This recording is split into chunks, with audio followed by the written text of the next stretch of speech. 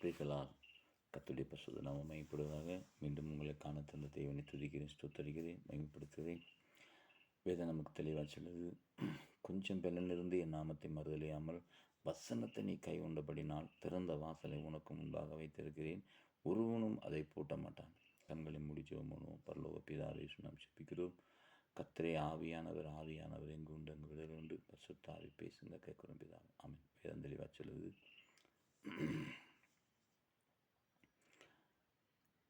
கொஞ்சம் பலனிருந்து உன் கிரியைகளை நான் அறிஞ்சிருக்கிறேன்.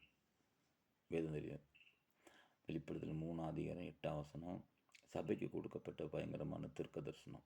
7 சபைகளை குறித்து கொடுக்கப்பட்ட, பிலதெல்பியா சபைக்கு கொடுக்கப்பட்ட ஒவ்வொரு தீர்க்க தரிசனங்கள், சர்வ சபை, பிலதெல்பியா சபை, இப்படி 7 சபைக்கும் கொடுக்கப்பட்ட பயங்கரமான தீர்க்க தரிசனங்களில் இங்கே நமக்கு ஒரு தீர்க்கதரிசி வசனம் கொடுத்துருக்கிறாரு. உன் கிரிகளை நான் அறிஞ்சிருக்கேன், உன் கிரிகளை நான் அறிஞ்சிருக்கேன். மனுஷன் தோன்ற கிரியெல்லாம் பயங்கரமான பொல்லாத கிரிகள் தோன்றுது. பொல்லாத கிரிகள், பொல்லாத பிரச்சனைகள், பொல்லாத போராட்டம், பொல்லாத தோன்றுது. இம்பிட்டு இருக்கப்படும் போதும் கூட கர்த்தர் சொல்கிறாரு, உன் கிரிகளை நான் அறிஞ்சிருக்கிறேன். நீ வானத்துக்கு ஏறினாலும் நான் அங்கேயே இருப்பேன், பாதாளத்தில் படுக்க போட்டாலும் அங்கேயே இருப்பேன்னு சொன்ன கர்த்தர் நல்லா சிந்திக்கணும். நம்ம வானத்துக்கு ஏறினாலும் அங்கேயே இருக்கிறோம், பாதாளத்தில் படுக்கப்பட்டு அங்கேயே இருக்குன்னு சொல்லி 139 தாவீதுடைய பயங்கரமான மறைப்பொருள் தீர்க்க தரிசனம். நீர் என்னை ஆராய்ந்து அறிஞ்சிருக்கிறேன், உட்கார்தல எழுந்திருக்க நடக்கிறது இன்றைக்கி எல்லாம் அறிஞ்சிருக்கிறேன். நான் என் நாவில் சொல் பிறவாதுக்கு முன்னமே கர்த்தாவே நீ இதெல்லாம் அறிஞ்சிருக்கிறேன். நாவில் என்ன பேச போகணும்னு முன்னமே அறிஞ்சு வச்சிருக்கிற பயங்கரமான தீர்க்க தரிசனம். நாவில் என்ன பேச போகுது, என்ன புறப்பட போகுது, ஆமாம், இதெல்லாம் கர்த்தர் அறிஞ்சிருக்கிறார். இது மத்தியில் தான் கர்த்தர் நம்மளை பார்த்து சொல்லாரு, அவன் உன் கிரியைகளை நான் அறிஞ்சிருக்கேன். சபைக்கு கொடுக்கப்பட்ட தீர்க்க தரிசனம் எந்த மனுஷனையும் எல்லா வழியிலும் நேராக நடத்துறது கர்த்தருடைய வசனம் தான். எல்லா வழிகளிலும் நேராக நடத்துறது கர்த்தருடைய வசனம் தான். கர்த்தருடைய வார்த்தையை நம்ம உட்கொள்ளணும், வார்த்தையை கையில் எடுக்கணும், வார்த்தையை கையில் பிடிச்சி அப்படியே ஓடிக்கிட்டே இருக்கணும். சாத்ராக், மேஷாக், ஆபேத்நேகோ 3 பேரும் விசுவாசத்தின் வார்த்தையை கையில் பிடிச்சாங்க. நான் ஆராதிக்கிற தேவன் எங்களை விடுவிக்காட்டியும் அந்த தீக்குள்ளே நாங்கள் இரையாகவும் அப்படின்னாங்க. தீக்கு கட்டளையிட்டார், தீக்கு உள்ள போய் தீக்கு கட்டளையிட்டார். சைலண்ட் ஆயிடுச்சு, அப்படியே அமைதியாச்சு. அந்த தீ அது அணங்கலை, அது ஆடலாம் அசல அப்படி அணங்க. தீ நடத்த தீ விடுவிச்சு கொடுத்துச்சு. தானியில் கொண்டு சிங்கக்குள்ளே போட்டாங்க, அப்படி அங்கே உள்ளே போட்டு மூடப்பட்டுச்சு. மூடப்பட்ட கல் திறக்கப்பட்டுச்சு. நம்ம சிந்திப்போம், உன் கிரிகளை நான் அறிஞ்சிருக்கிறேன். இவங்கெல்லாம் விசுவாசத்தில் உறுதியாக நிற்கிற கிரிகள். ஆமாம், யோசேப்பு சொன்னார், தேவனுக்கு விரோதமாக நான் பாவம் செய்வது எப்படி அப்படின்னு யோசிப்பு சொன்னார் இல்லையா? சொன்னார். அந்த தெய்வத்தை நம்ம ஆராதிக்கிறோம், அதனால சிறைச்சாலை அனுபவித்தார். அதனால போய் மறுபடியும் சிறைச்சாலையை போய் தூக்கி போட்டாங்க, அனுபவித்தார். அப்போ இன்றைக்கி கர்த்தர் நமக்குள்ளே இருந்துன்னு நம்ம ஓடுற ஓட்டம் முழுவதும் மனுஷனை பிரியப்படுத்தாமல் கர்த்தரை நம்ம பிரியப்படுத்த ஆரம்பித்தோம்னு சொன்னால் அவருடைய கிருபை நம்மளை வேலையடைக்கும், அவருடைய பிரசன்னம் நம்மளை வேலையடைக்கும், அவருடைய வார்த்தை நம்மளை வேலையடைக்கும். கர்த்தருக்கு பிரியமான சகோதரா, பிரியமான சகோதரி, இந்த நாளுக்குள்ளே கூட திறப்பில் நிற்கிறதுக்காக 3 நாள் கீழ்காலில் 7 மணி நேரம் ப்ரேயர் நடத்திக்கிட்டு இருக்கோம். இன்றைக்கி நடத்துகிறோம். ஃப்ரீயாக வீட்டில் இருந்தீங்கன்னா கண்டிப்பாக வரலாம், கண்டிப்பாக வாங்க. அதே மாதிரி இன்றைக்கி நம்ம வாழ்க்கையை கர்த்தர் மாற்றி கொடுப்பதுக்கு ஒரு நேரத்தை மாற்றி கொடுக்க வச்சிருக்கிறார். யாருக்காக பிரயாசப்படுறோம்? தேவநாம மகிமைக்காக. ஒவ்வொரு மனுஷனும் பூமியில் இருந்து தேவனை மகிமைப்படுத்தணும். அதான் கர்த்தர் நம்ம வச்சிருக்கிறது. பூமியில் இருக்க எல்லா ஜனங்களும் கர்த்தரை அறிகிற அறிவினால் நிறைஞ்சிருக்கணும். புரியுதா?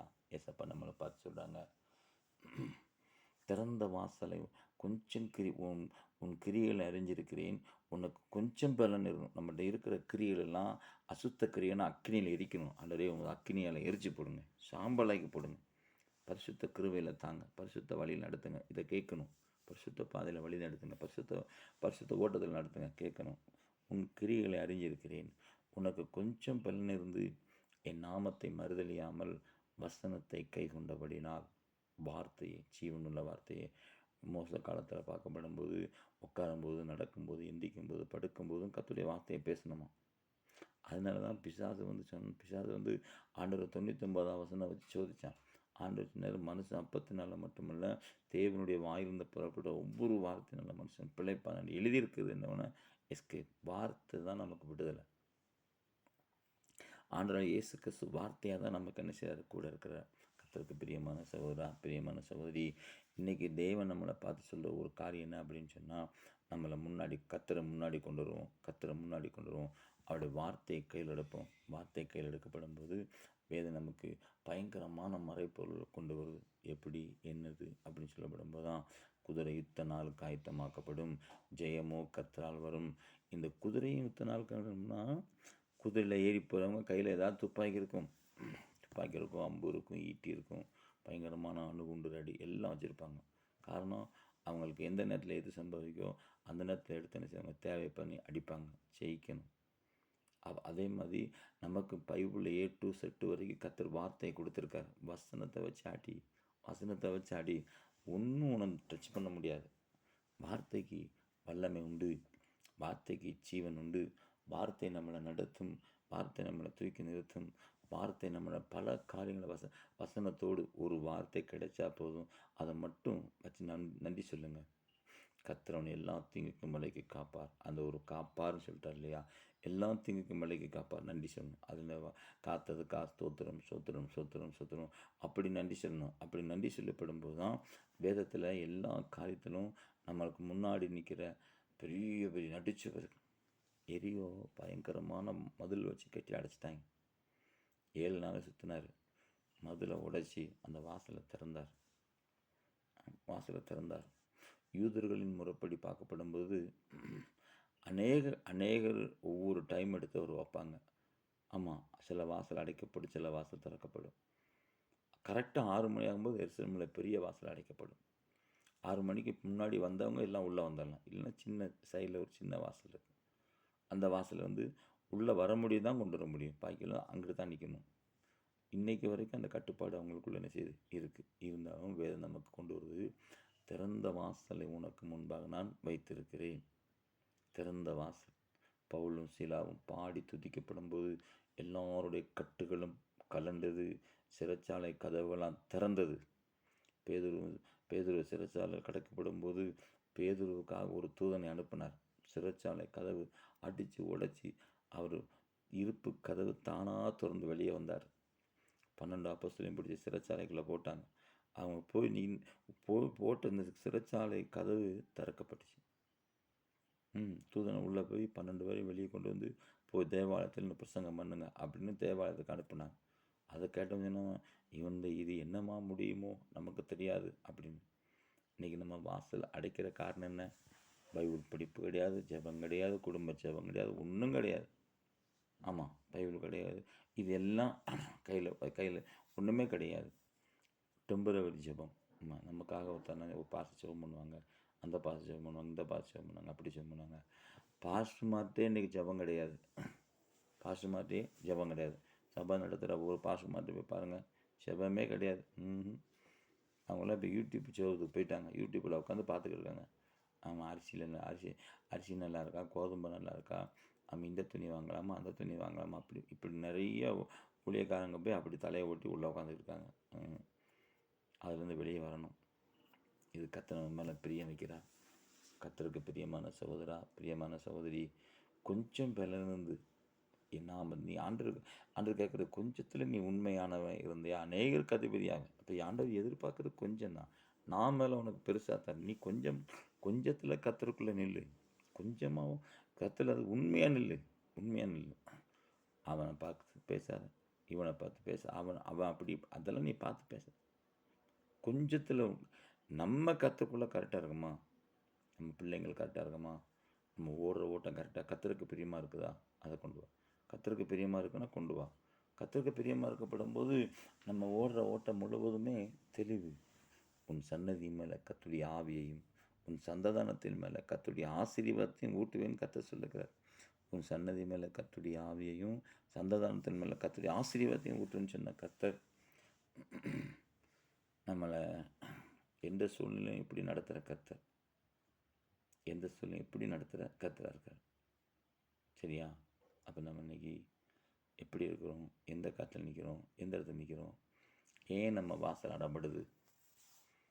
பவுலும் சீலா வாசல் அடப்பட்டு போச்சு. அவங்க அடித்து கொண்டு போய் தொழுமத்தில் தொங்க விட்டாங்க, கட்டிட்டாங்க, அடைச்சி போச்சு. ஆனால் அவங்க துதிக்க ஆரம்பிக்கப்படும் அங்கே இருக்கிற எல்லா கட்டையும் கலந்து போச்சு. இன்றைக்கி நம்ம வாசல் அடைக்கப்படுதா? அடைக்கிற காரணம் என்ன? உங்கள் துதி ஸ்தோத்திரம் கரெக்டாக இல்லை. உங்களை கர்த்தர் வழி நடத்துறதுக்கு கர்த்தர் கையில் ஒப்பு கொடுங்க. சாமுவேல்கிட்ட போய் சில ஜனங்கள் என்ன கேட்டாங்க, எங்களுக்கு ஒரு ராஜா வேணும். அப்போ ஆண்டவர் சொன்னார், நான் அவர்களை ஆளாதபடிக்கு அவர்கள் தங்களுக்கு ஒரு ராஜாவை கேட்டுக்கொண்டார். அப்போ அது வரைக்கும் அந்த இஸ்ரவேல் ஜனங்களை கர்த்தரே நடத்திக்கிட்டு இருக்கிறார். இன்றைக்கி நம்மளை யார் நடத்துகிறா? ஏன் நம்ம வாசல் அடைக்கப்படுது? கர்த்தருக்கு பிரியமான சகோதரா, பிரியமான சகோதரி, வேதம் நமக்கு தெளிவாக சொல்லுது, எந்த சூழ்நிலையில் எந்த இடத்துல கூப்பிட்டாலும் இறங்கி கேட்குற ஒரே ஒரு தெய்வம் இரட்சகராக இயேசு ஒருவர். சரியா?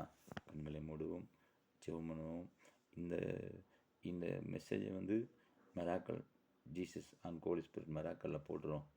அந்த இதை அடித்து பார்த்து அந்த லிங்க் ஓப்பன் பண்ணிங்கன்னா அதுக்குள்ளே மெசேஜ் கிடக்குது, பார்க்கலாம்.